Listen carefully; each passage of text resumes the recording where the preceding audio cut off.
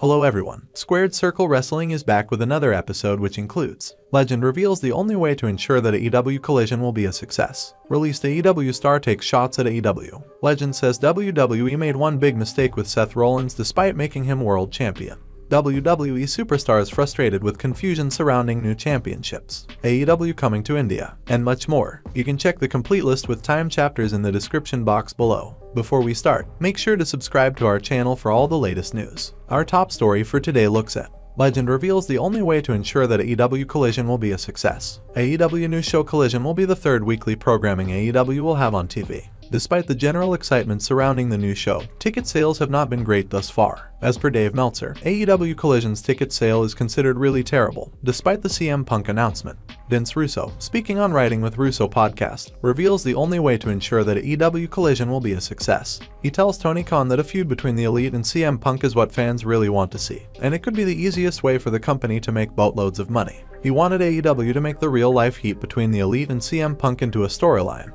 to ensure AEW Collision is a grand success. He said, "I worked in the business when there was a lot of heat with a lot of people. I can tell you that's the best television because the emotions are real. Jarrett Angle, emotions are real. Scott Steiner, Ric Flair, Brett Shawn. Whenever I knew there was a personal issue as a writer, I was all over it because, as professionals, I'm also expecting, guys, do you want to make money or not?" He added, "Yes, there's heat. Yes, you don't like each other. As professionals, we can capitalize on this situation, and there was never an issue. They always did it. I never had a guy say to me, I will absolutely not, without a shadow of a doubt, work with so-and-so. I never had." Next up, released AEW star takes shots at AEW. Former AEW and current Impact Wrestling star Frankie Kazarian, on the latest episode of the Kurt Angle Show, explained why he left AEW with 2 years left on his deal, and also took shots on his former employer. He said, "When I left last year, I still had 2 years left on my contract. When I left, I made the decision to leave. I still had 2 years left. I probably could have been there much longer. I re-signed at the end of 2021, and hindsight being what it is, I probably shouldn't have.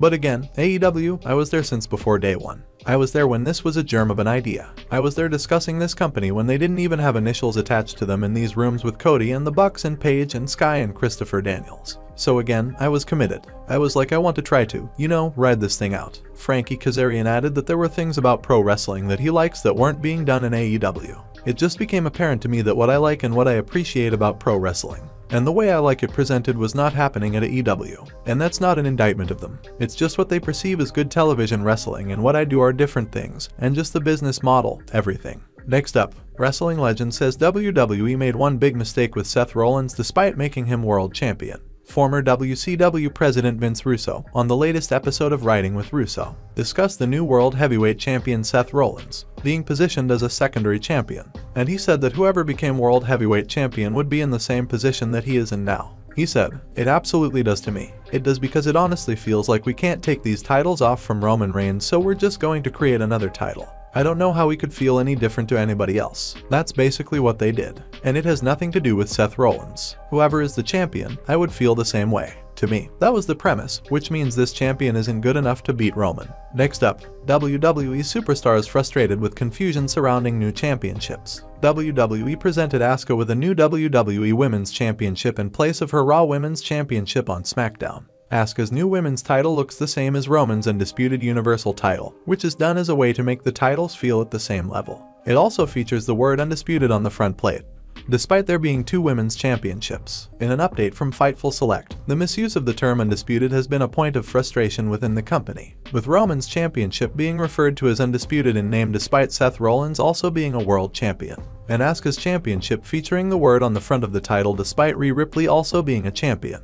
On the situation, one WWE higher-up said that that's admittedly confusing. "I don't know why there is an insistence on doing that, and a lot of people have brought that up and it's been dismissed." The report also notes that Rhea Ripley's championship is also set to receive some adjustment. Whether in terms of design or simply a renaming is not yet known. Next up, major update on plans for NXT and WWE Women's Tag Team titles. On this week's SmackDown, WWE Women's Tag Team Champions Ronda Rousey and Shayna Baszler confronted reigning NXT champs Alba Fire and Isla Dawn, and demanded a shot at the NXT Tag Team Gold, to which Fire and Dawn quickly accepted. A title unification match for the WWE and NXT Women's Tag Team Championships will be held on the June 23rd episode of SmackDown. It was noted, plans are also underway to combine the NXT and WWE Women's Tag Team titles, and sources report that a number of NXT members were uncertain as to the reasons for creating the NXT title even at the time of its conception. These combination plans seemingly date back as far as this past April. The unified WWE Women's Tag titles will appear on NXT programming when needed, as was the original plan for the WWE Women's Tag Team titles. Sources also indicated that the combination likely would have occurred sooner but was delayed by roster injuries. Next up, AEW Coming to India. AEW is set for its first overseas trip in August as the company heads to Wembley Stadium in London for the All-In pay-per-view. AEW will break its attendance record with the Wembley show, as over 70,000 fans will attend the show. But AEW star Satnam Singh has already got his eyes set on another international date, and the possibility of setting even bigger attendance record. He said, "India, I am going to say yes, we will come over there for sure. But I really want first to get more improved in AEW. We want more bigger, we want more exposure for AEW in other countries so we can have the best match in India. In the UK it has 60,000 tickets sold out already, and I want, whenever we come to India, not 60,000, but 100,000 tickets." Next up, more details on Bryan Danielson's role in AEW Creative. A new report from the Wrestling Observer newsletter has indicated that Bryan Danielson is heavily involved in AEW creative decisions. It is reported that he may have more power than people thought, and that he is heavily involved in fleshing out the ideas Tony Khan comes up with. Wrestling Observer stated, Bryan Danielson has become more important of late in creative. Danielson last week noted how he and Tony Khan think so much alike as per their views on pro wrestling. Danielson was described as someone who adds good input into any booking conversation. It was said when Khan is booking ideas and he's in the room with him, he pushes Khan to think harder and improves his thinking, like he adds more enthusiasm to Khan. The 2nd of June Rampage show, which from an in-ring wrestling perspective was one of the best one-hour shows the company has done, was an example of Danielson adding to Khan's outline of the idea of the Championship Friday show.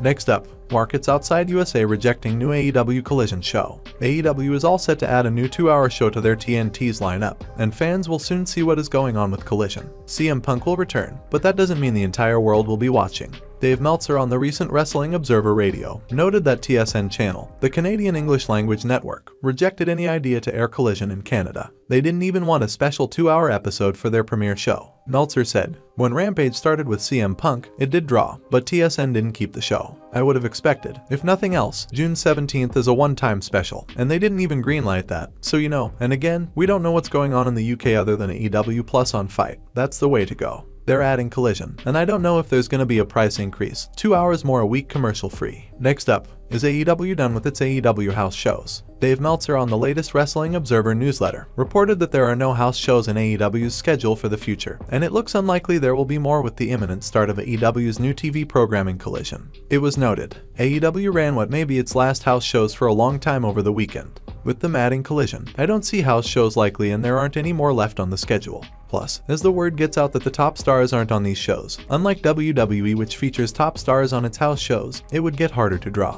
The report also gave some specific details for 2 of the recent shows, including the fans' attendance, and that there was a distinct lack of merchandise available compared to the main events run by the company. The 2nd of June show, which went against SmackDown and Rampage on TV in Tupelo, drew just 1,576. The 3rd of June show in Huntsville drew 2,237.